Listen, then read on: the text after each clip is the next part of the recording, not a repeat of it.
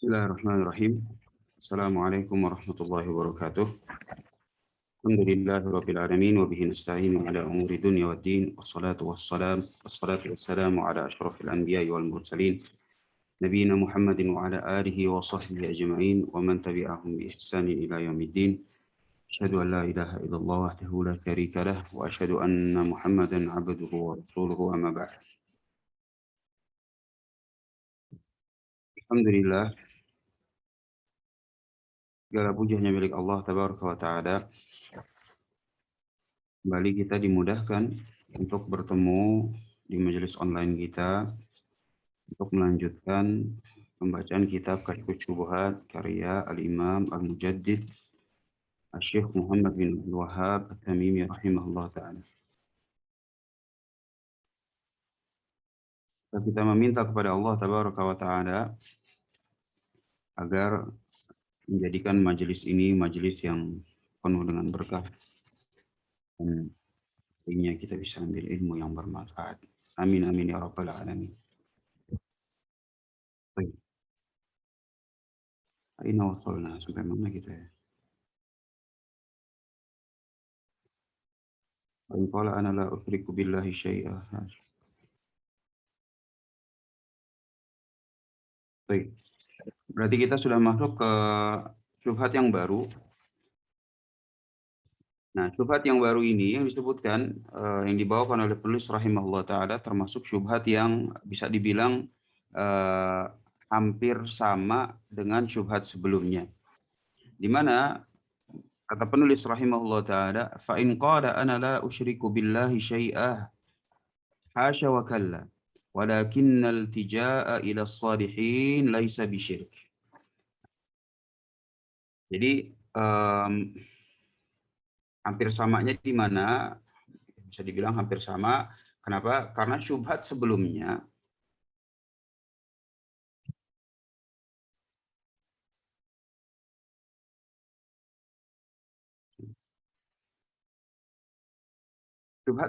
itu ya kan dia bilang bahwa berdoa maupun iltija kepada sholihin, ya kan, doa kepada yang mati ini adalah bukan ibadah. Nah, ketika disebutkan syubhat ini, maka nilai yang bisa kita ambil atau faedah yang bisa kita ambil itu adalah faedah tentang masalah apa itu ibadah maupun jenis-jenisnya. Dan ini sudah kita bahas. Alhamdulillah. Nah, sekarang yang dibawakan oleh penulis itu adalah doa kepada yang sudah mati itu adalah bukan syirik. Bukan syirik. Nah, ini yang dibawakan. Jadi hampir sama itu. Walaupun tujuannya itu ya bisa dibilang sama. Bahwa dia nggak mau dibilang berdoa kepada yang mati ini merupakan pembatal keislaman. Nah, itu tujuan utamanya. Baik dia bilang ini kan bukan ibadah. Kalau yang sekarang mau dibawain sama dia ini adalah ini kan bukan syirik. Insya Allah kita akan baca pemaparan dari penulis rahimahullah ta'ala. Fa'in qala, kalau si pemberi syubhat ini dia bilang, ana la usyriku billahi syai'a. Saya nggak berbuat syirik sama sekali. Nggak bakal, hasya wa kalla, nggak bakal saya mau buat syirik. Namanya syirik sih kita sama-sama tahu itu nggak boleh. Ya kan, hasya wa kalla, nggak mau, nggak boleh, nggak mungkin ana berbuat syirik. Walakinnal tijaa'a ila salihin laisa bisyirk. Tapi beriltija, ya kita udah bahas, sowan, doa kepada yang mati, laisa bisyirkin, ini bukan kesyirikan. Fakullah, maka kita jawab, idza kunta tuqirru anna Allah subhanahu wa ta'ala harrama syirka a'zama min tahrimiz zina. وتقر أن الله سبحانه وتعالى لا يغفره فما هذا الأمر الذي عظمه الله سبحانه وتعالى وذكر أنه لا يغفره فإنه لا يدري. Ketika dibilang doa kepada yang mati itu bukan syirik, maka kata penulis jawab,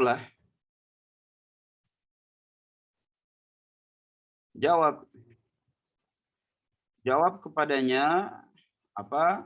Jawab kepadanya dia bilang, kalau memang begitu, itu yang memang kamu bilang bahwa kamu itu tidak akan berbuat kesyirikan kepada Allah Subhanahu wa taala. Kamu tahu nggak? Syirik itu apa sih? Syirik itu adalah eh, sesuatu yang Allah Subhanahu wa taala haramkan lebih besar daripada haramnya zina, ya kan? Jawablah, syirik itu kan lebih besar daripada haramnya zina.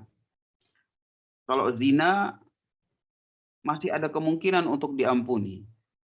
Tapi kalau syirik, kata Allah Subhanahu wa taala, la yaghfiru, tidak diampuni. Dalam artian tidak diampuni adalah ketika seorang hamba membawa dosa kesyirikan kepada Allah Subhanahu wa taala di akhirat ketemu ya. Jadi ini kehidupan di akhirat, dia masih membawa dosa kesyirikan dan belum bertaubat di dunia, maka tidak diampuni. Artinya gini, kalau zina saja sesuatu yang pengharaman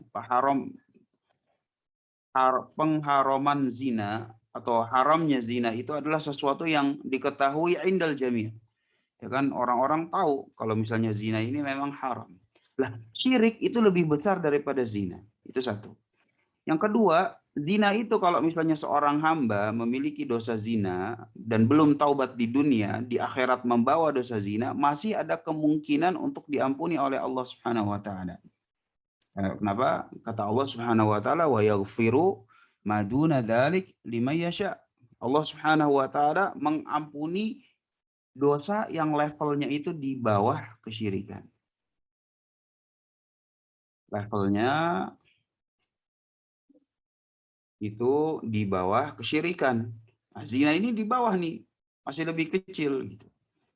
Jadi dari sini kalau antum tahu tentang haramnya zina, antum tahu bahwa zina itu masih ada kemungkinan untuk diampuni, lalu bagaimana dengan kesyirikan yang lebih besar dari haramnya zina dan tidak diampuni oleh Allah Subhanahu wa taala. Artinya kalau misalnya antum artinya syirik itu lebih besar, perkara yang lebih besar. Kalau Allah Subhanahu wa taala jelaskan zina di dalam Al-Qur'an, ya kan? Allah Subhanahu wa taala jelaskan zina di dalam Al-Qur'an, bukan cuma di Al-Qur'an, di hadis-hadis juga dan secara kehidupan sehari-hari pun diketahui bahwa ini merupakan perbuatan haram. Lalu bagaimana yang lebih besar? Yang lebih besar yaitu kesyirikan. Ini kan lebih besar daripada zina. Masa iya Allah Subhanahu wa taala tidak menjelaskan? Gitu. Jalan logisnya begitu. Masa iya Allah Subhanahu wa tidak menjelaskan? Pasti menjelaskan dong. Pasti menjelaskan. Lah kalau Allah Subhanahu wa taala sudah menjelaskan, kamu itu ngerti zina, coba dong sekarang jelasin tentang apa itu syirik. Apa itu syirik?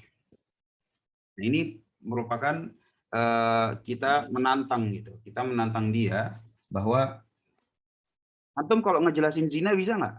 Jelas dia akan bilang bisa saya ngejelasin zina. Kenapa itu haram? Mungkin ayatnya saya hafal, wala taqrabuz zina, dan hakikat dari zina itu saya tahu gitu.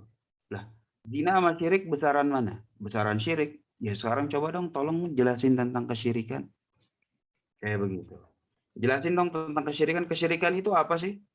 Kenapa kita minta dia menjelaskan syirik? Soalnya dia menyebutkan sesuatu yang kontradiktif. Gitu. Dia bilang dia tidak berbuat syirik, ya kan? Dia tidak berbuat syirik, tetapi di lain hal dia juga bilang bahwa berdoa kepada orang yang mati, ya kan? Doa kepada yang mati bukan syirik.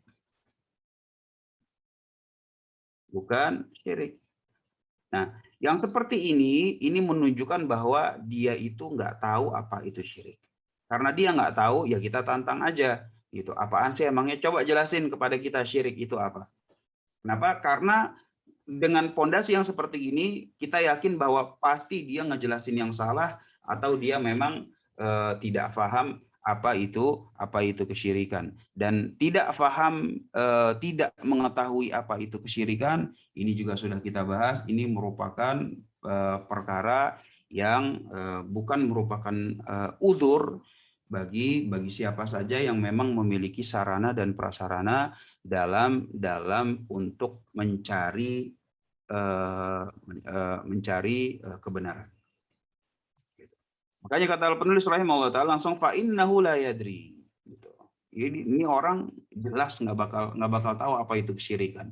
Kenapa nggak bakal tahu kesyirikan? Karena dari awalnya poin yang dia ucapkan itu memang menunjukkan hal tersebut. Gitu. Faqul lahu kaifa tubarri'u nafsaka minasyirki wa anta la ta'rifu. Nah, nanti kalau misalnya dia jelasin dan dia jelasinnya itu salah, kemungkinan besar kan nanti dia jelasin bakalan salah tuh. Syirik itu demikian dan demikian. Nah, dia bakalan jelasin secara salah. Nah, kalau setelah jelasin salah, maka kita akan jawab, bagaimana antum bisa bilang antum tidak melakukan kesyirikan? Bagaimana antum bisa bilang tidak melakukan kesyirikan, sedangkan antum nggak tahu apa itu syirik? Gimana caranya? Ya kan, antum bilang saya nggak berbuat syirik, sedangkan antum sendiri nggak tahu apa itu syirik. Bagaimana caranya kayak begini? Wa anta la ta'rifu. Kaifa yuharrimullahu 'alaika hadza wa yadhkuru annahu la yaghfiruhu wa la tas'al anhu wa la ta'rifhu. Jadi setelah dia jelasin kesyirikan itu salah dan ini akan terjadi, inilah keyakinan kita. Kenapa kalau orang yang bilang seperti ini, bilang misalnya berdoa kepada orang mati itu bukan syirik, ya jelas mereka nggak paham kesyirikan. Nah, kalau sudah nggak paham kesyirikan, ya kita bakal tanya. Yang pertama, gimana antum bilang nggak syirik, sedangkan antum nggak tahu apa itu syirik? Terus pertanyaan kedua juga, bagaimana sesuatu yang Allah Subhanahu wa taala jelaskan secara gamblang lebih besar dari zina, lebih besar dari zina? Karena kalau misalnya ditanya orang, ya antum paham zina nggak? Ya pasti paham, gitu. Nah, ini paham aneh kalau zina sih. Khomer paham nggak? Paham. Lah yang lebih besar dari zina, lebih besar dari khomer, antum nggak paham. Terus wala tas'al anhu, dan antum nggak mau bertanya, nggak mau belajar tentang kesyirikan, kan gitu.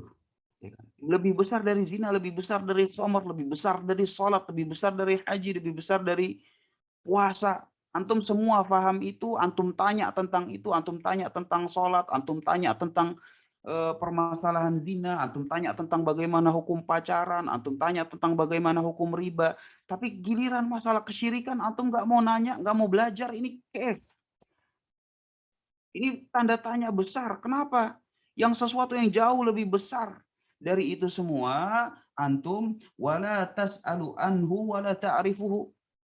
Antum nggak tanya dan antum nggak mau cari tahu, antum nggak mau tahu. Bagaimana yang kayak begini bisa terjadi? Gitu. Atadhunnu anna Allah azza wa jal yuharrimuhu hadha tahrima wa la yubayyinhu lana? Gitu. Maka apa kata penulis rahimahullah taala, apa iya Allah Subhanahu wa taala telah mengharamkan kesyirikan sedemikian besar pengharamannya. Lebih besar dari ini sampai dibilang nggak diampunin, terus Allah Subhanahu wa taala tidak tidak menjelaskan kepada kita tentang apa itu kesyirikan, nggak mungkin. Allah Subhanahu wa taala pasti menjelaskan tentang masalah kesyirikan.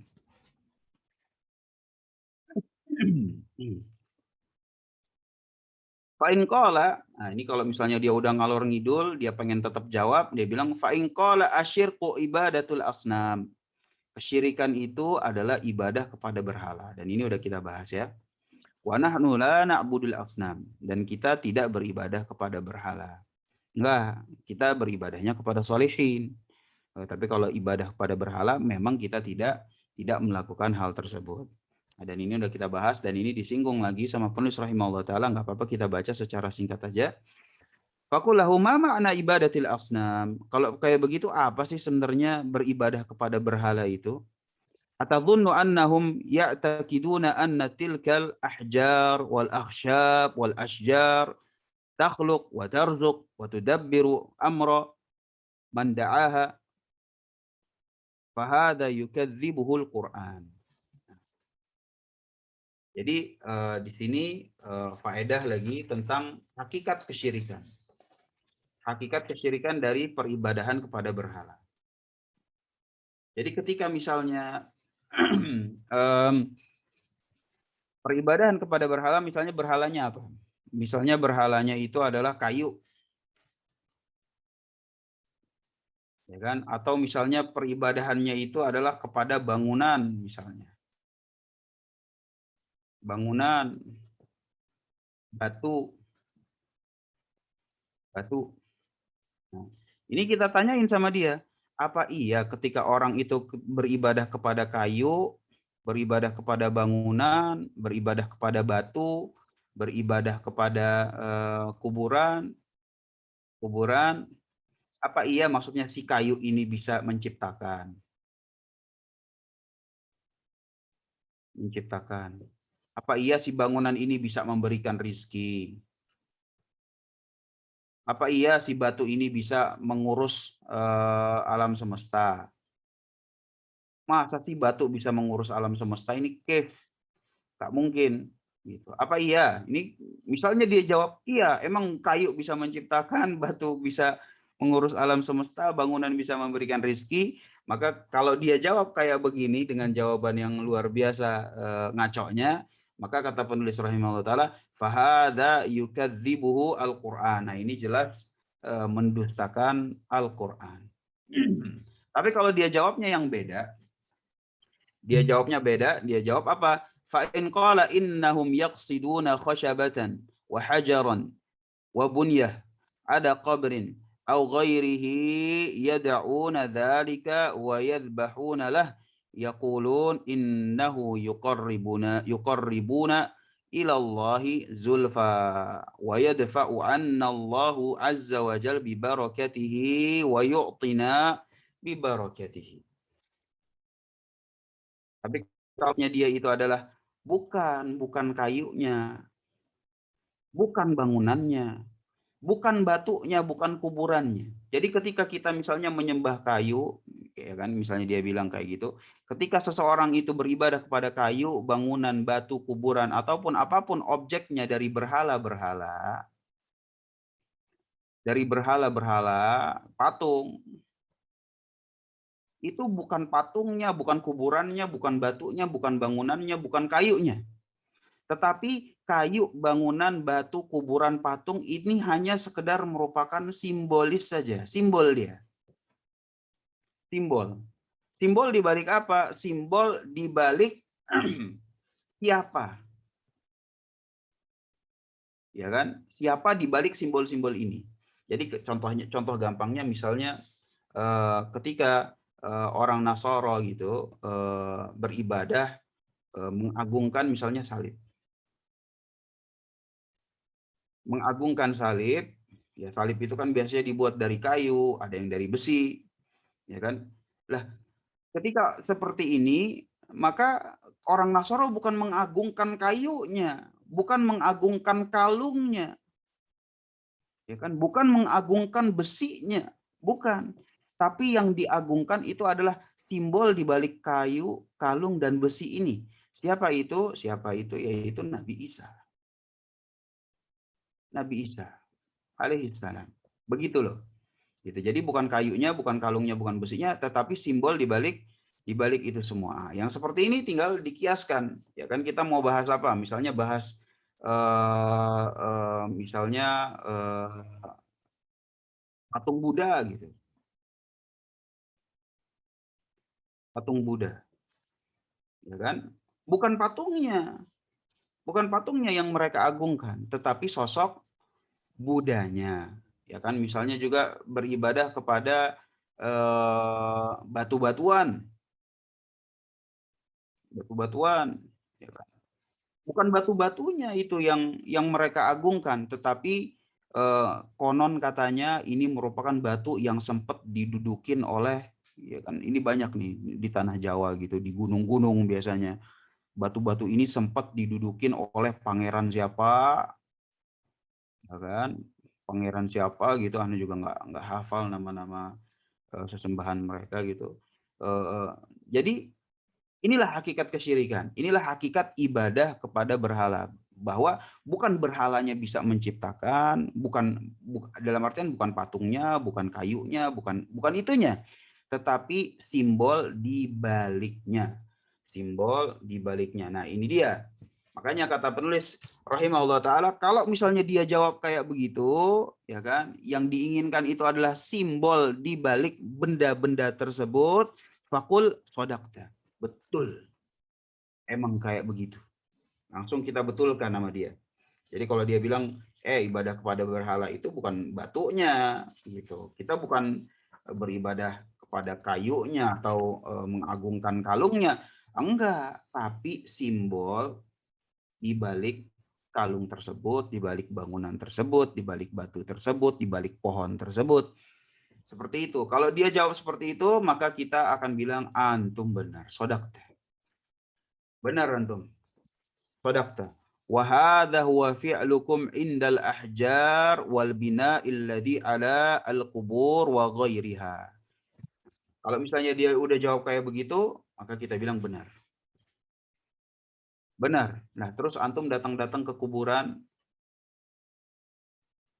orang soleh gitu kan. Antum datang ke kuburan orang soleh, boleh nggak datang ke kuburan orang soleh? Boleh. Gitu. Ini ziarah kubur. Jadi jangan sampai ini disalahpahami bahwa ini merupakan larangan ziarah kubur. Enggak. Ziarah kubur sunnah. Gitu. Mengingatkan kematian. Gitu. Bagus untuk dilakukan. Tetapi yang nggak boleh itu kalau udah datang ke kuburan, terus dia memberikan ibadah pada selain Allah. Nah, ini dia nggak boleh. Inilah dia kesyirikan. Jadi bukan ziarahnya, enggak. Ziarahnya kita sama sekali enggak mengingkari gitu. Karena memang ziarah kubur adalah sesuatu yang dianjurkan oleh Nabi Shallallahu alaihi wasallam. Kata Nabi sallallahu alaihi wasallam, fazuruha. Maka berziarahlah di kuburan-kuburan ini. Jadi ini merupakan sunnah hukumnya, dianjurkan. Tapi kalau sudah datang ke kuburan orang soleh terus melakukan tindakan-tindakan yang memang bertentangan dengan syariat, dan yang paling bertentangan secara mendasar itu adalah perbuatan kesyirikan. Nah, ini yang kita bahas. Nah, balik lagi ke poin kepada orang ini, ketika kamu datang iltija'u ila sholihin, beriltija, datang sowan ke kuburan orang soleh, kemudian doa di situ, emang kamu doa ke kuburannya atau doa kepada simbolnya? Ya kan pasti dia nggak mungkin bilang kuburannya bisa ngapa-ngapain gitu, kuburan benda mati gitu. Tetapi simbol di balik kuburannya, ini dia. Simbol di balik kuburannya, ini dia yang kita maksudkan. Artinya sama dong sama yang di sini. Sama dong yang kayu, batu, bangunan, sama dong sama yang di sini juga. Ya kan? Maksudnya begitu. Nah, jadi ketika dia beribadah kepada kuburan, maksudnya bukan kuburannya, tapi yang antum maksudkan kan simbolnya gitu kan. Makanya gitu, kata penulis rahimahullah taala, wa hadha huwa fi'lukum indal ahjar wal bina'il ladzi 'alal qubur wa ghairaha. Sama dong sama yang antum buat.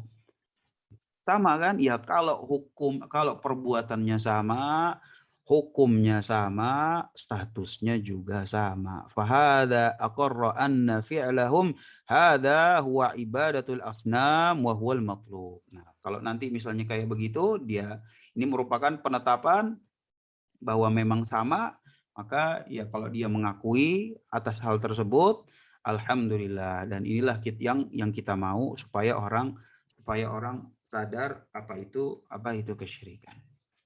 Wa aidan, ya bisa juga kita tambahkan, bisa juga kita tambahkan, wa aidan qauluka asyirku ibadatul asnam. Ketika orang pemberi syubhat ini bilang, oh kesyirikan itu cuma terbatas kepada peribadahan kepada berhala. Hal muraduka anna syirka makhsusun bihada? Apakah emang kesyirikan itu cuma terbatas peribadahan kepada berhala saja? Wa annal i'timada 'ala salihin wa du'aahum la yadkhulu fi dzalik. Tetapi ketika beribadah kepada simbol di balik berhala tersebut, seperti bersandar kepada salihin, berdoa kepada mereka, itu enggak masuk. Ini pertanyaan tambahan dan ini alhamdulillah sudah kita singgung, jadi kita tinggal baca matannya biar enggak terlalu panjang. Fahada yarudduhu ma dzakarallahu ta'ala fi kitabih min kufri man ta'allaqa 'alal malaikah wa au Isa awis salihin. Dan ini merupakan dalil-dalilnya sudah kita sebutkan bagaimana Allah Subhanahu wa taala menyebutkan hal tersebut merupakan kekufuran. Bagaimana orang yang beribadah kepada malaikat, beribadah kepada Nabi Isa, beribadah kepada salihin, dalil-dalilnya sudah kita bahas. Fala budda ayyuqirra lak anna man asyraka fi ibadatillah ahada minas salihin fahuwa syirku al-madhkuru fil Qur'an wa hadha huwal matlub. Dan kalau sudah demikian, maka tentunya dia akan menetapkan bahwa memang itu termasuk kesyirikan. Barang siapa yang menduakan hak Allah Subhanahu wa taala dengan siapapun, dengan apapun, masuk di situ dengan orang soleh, maka itu adalah kesyirikan yang memang disebutkan oleh Allah Subhanahu wa taala dalam Al-Qur'an, wa hadza huwal matlub. Dan ini alhamdulillah merupakan yang kita mau. Alhamdulillah. Lanjut insyaallah. Nah, ini merupakan selanjutnya kata penulis rahimahullah taala, bagi antum yang memegang kitabnya bisa ke halaman 61. Di sini penulis bilang gitu. Wasirul masalah. Jadi masalah intinya tuh apa sih? Masalah intinya itu apa? Masalah intinya itu adalah kata penulis rahimahullah taala annahu idza qala ana la usyriku billahi syai'a faqullah wa ma syirku billah fassirhu li. Sini permasalahan atau inti dari masalah. Penulis ingin memberikan gambaran dari kita inti dari masalah. Apa aja intinya? Intinya itu adalah yang pertama itu adalah wa masyirku billah fassirhuli, yaitu pertama apa itu kesyirikan? Apa itu kesyirikan? Tolong jelaskan, tolong tafsirkan.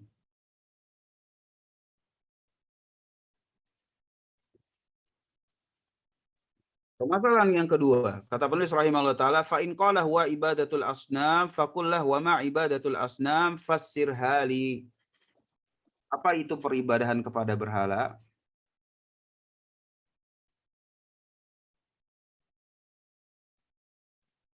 Peribadahan kepada berhala.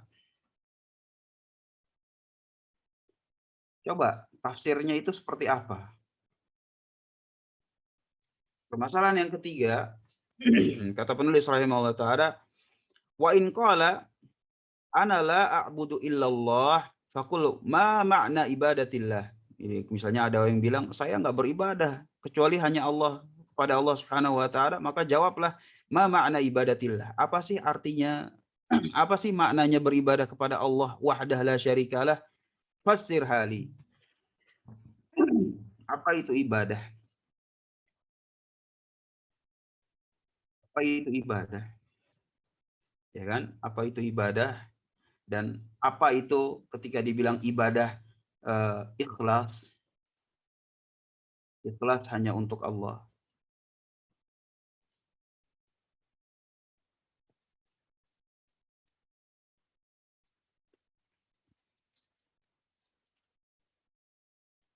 Terus yang selanjutnya fa in fassaraha bima bayyantuhu fahuwal maqlub. Jadi ini merupakan poin-poin dalam sini. Kalau misalnya dia memang memberikan tafsiran ini juga ibadah ikhlas hanya untuk Allah Subhanahu wa taala sesuai dengan apa yang telah kita jelaskan, sesuai dengan apa yang sudah kita bahas dari kemarin-kemarin, fahuwal matlub. Maka itulah yang kita ya udah alhamdulillah memang itu tujuan kita. Wa illam ya'rifu fa kaifa yadda'i syai'a wa huwa la ya'rifu. Nah, kalau misalnya dia ternyata menjelaskan itu salah, menjelaskan kesyirikan itu salah, menjelaskan tentang peribadahan kepada berhala itu nanti dia ada salahnya, apa itu ibadah, jenis-jenisnya dia juga nggak paham, apa itu ikhlas hanya untuk Allah Subhanahu wa taala. Dan ketika ini dia salah, maka pertanyaan berikutnya, ya kalau misalnya kayak begitu salah, kok bisa antum malah bilang saya tidak syirik, saya atau perbuatan ini bukan syirik. Perbuatan ini bukan syirik.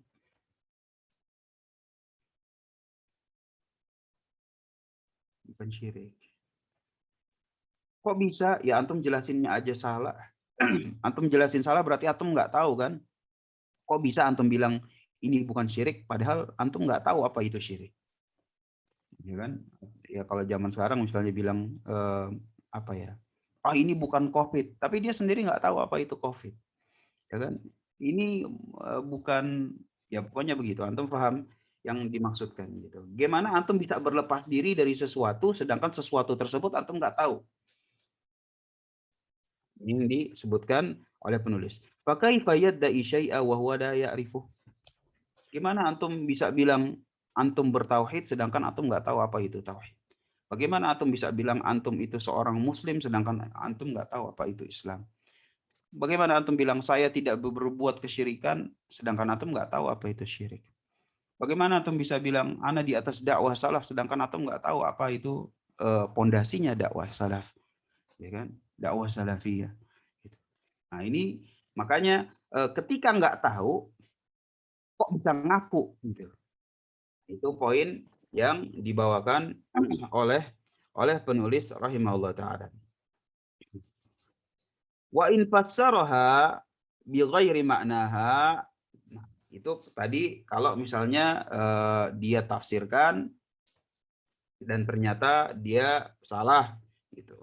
Maka atau misalnya dia malah cari bi ghairi maknaha. Dia tafsirannya ngalor ngidul gitu.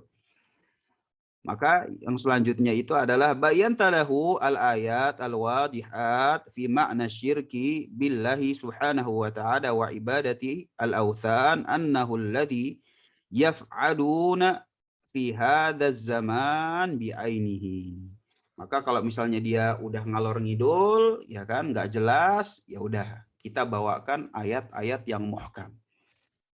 Ayat-ayat yang muhkam dalam masalah tauhid, dalam masalah kesyirikan. Begitu ya. Gitu. Karena berpegang kepada yang muhkam, kita sudah jelaskan tentang bagaimana itu merupakan sebuah acuan dalam pondasi akidah dan juga dalam menepis syubhat. Kita bawa ayat-ayat yang ahkam, yang muhkam gitu. Dan ini banyak dalam Al-Qur'an. Wa'budullaha wa la tusyriku bihi syai'a, iyyaka na'budu wa iyyaka nasta'in. Dan salah satunya di sini yang akan dibawa oleh penulis rahimahullah taala itu adalah wa anna ibadatallahi wahdahu la syarika lah iyallati yunkiruna alaina wa yasihuna minhu kama saha ikhwanuhum haitsu qalu aja'alal alihata ilahan wahida inna hadza la syai'un ujaba. Ini ayatnya dalam surat Shad. Gitu. Bahwa dari dulu yang namanya beribadah kepada Allah Subhanahu wa taala cuma satu-satunya, nah itulah dia yang diingkari oleh musyrikin zaman Nabi Shallallahu alaihi wasallam. Kalau beribadah cuma satu-satunya sama Allah Subhanahu wa taala, ya kan, nggak ada yang lain. Ibadah itu langsung, ya kan? Langsung, nggak pakai perantara, langsung ke Allah. Nah, Dari dulu ini yang diingkari. Dari dulu ini yang didakwahkan oleh Nabi Shallallahu Alaihi Wasallam bahwa jangan melakukan hal tersebut. Ketika didakwahkan oleh Nabi Shallallahu Alaihi Wasallam, maka mereka pun memberikan tanggapan, yaitu mereka dalam artian musyrikin zaman Nabi Shallallahu Alaihi Wasallam itu memberikan jawaban, aja alal alihata ilahan wahida. Apa iya kalau misalnya beribadah itu cuma Allah doang? Allah doang, nggak ada yang lain. Hah? Nggak ada Lata, nggak ada Uzza. Lata, Uzza, ini orang soleh. Ya kan, Lata orang soleh. Uzza, ya ini Uzza merupakan batu besar gitu. Batu besar dan ya orang soleh juga gitu. Simbolnya batu besar, tapi di balik hal tersebut itu kembali lagi simbolnya itu batu, tapi di balik simbol tersebut adalah orang soleh lagi, ya kan? Jadi ketika dibilang masa Allah doang, ketika zaman tersebut kenapa? Karena mereka beribadah kepada Lata, Uzza, Manat, Hubal. Ah, ini semuanya orang-orang soleh, orang-orang soleh. Dan masa Allah doang, inna hadza la syai'un ujab. Ini sungguh sesuatu yang sangat-sangat mengherankan. Aneh banget sih kalau kata orang musyrikin zaman zaman Nabi Shallallahu Alaihi Wasallam. Aneh banget sih. Aneh banget ini ajaran. Ajaran apa itu yang cuma menyembah Allah Subhanahu wa taala semata? Nah, itulah dia yang dibawa oleh Nabi Shallallahu alaihi wasallam. Jadi dari kemarin-kemarin setelah kita membahas tentang syubhat-syubhat yang udah dibawakan, ya tentang ini bukan kesyirikan, ini bukan ibadah. Nah, intinya ya kembali lagi ke sini. Jadi kita sebagai muslim kita harus tahu apa itu kesyirikan, gambarannya seperti apa, hakikatnya itu seperti apa. Peribadahan kepada berhala kita juga harus tahu bahwa yang mereka maksudkan itu bukan berhalanya. Bukan berhalanya bisa memberikan rizki, bisa mengatur alam semesta. Lah, bukan. Gitu. Tetapi justru yang mereka agungkan itu adalah di balik berhala tersebut, di balik kayu tersebut, di balik patung tersebut, di balik batu-batu tersebut. Gitu. Dan kita juga harus tahu masalah ibadah. Apa itu ibadah? Ismun jami, semuanya segala macam definisinya, pembagian-pembagiannya. Ketika Allah Subhanahu wa taala ridho dengan sesuatu, berarti Allah Subhanahu wa taala itu suka dengan hal tersebut, dan jika hal tersebut dilakukan oleh seorang hamba, berarti itu merupakan ibadah. Kalau sudah tahu ibadah, apa itu ikhlas? Bahwa ibadah itu hanya murni untuk Allah Subhanahu wa taala. Dan kalau dipalingkan kepada selain Allah Subhanahu wa taala, balik lagi kesyirikan. Terus, nah ini poin utama 1, 2, 3 harus diketahui oleh setiap muslim. Kenapa? Karena hal ini tiga-tiganya diterangkan oleh Allah Subhanahu wa taala lebih gamblang, lebih terang, lebih banyak dari pengharaman tentang masalah zina, kewajiban tentang sholat, kewajiban tentang puasa, jauh lebih banyak, jauh lebih gamblang, jauh lebih besar perkaranya.